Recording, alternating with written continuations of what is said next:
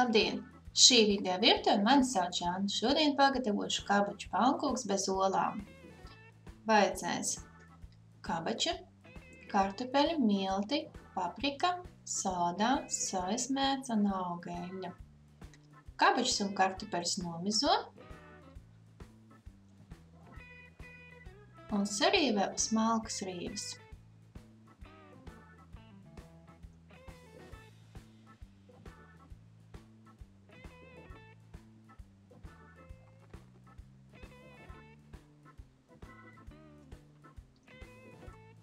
Masai klāt pievienoju paprikas pulveri, sojas mērci.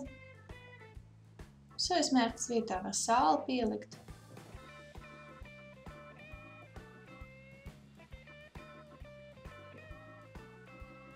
Sodā sajauc kopā ar miltiem un izsijāt pievienoju klāt. Samaisu. Un milts jāliek klāt, jāskatās, cik daudz vajag. Tāpēc jāber pakāpeniski.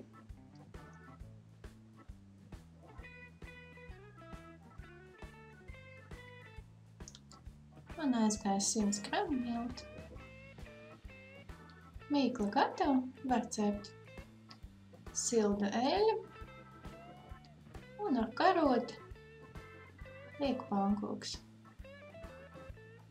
Šāds pankūks ļoti viegli pagatavojams un arī, protams, ka garšīgs.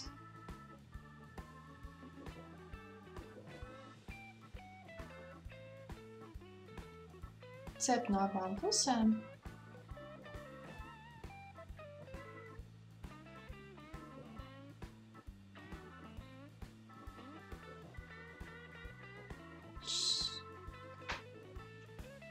Šādus pankūkus var pasniegt brokastīs, vakariņās vai nu pusdienās pa skābu krējumu.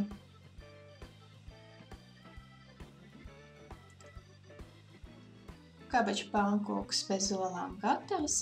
Man sanāca 16 pankūks. Un jācep uz vidējas uguns, lai viņi smuki sacepās, nevis sadeg.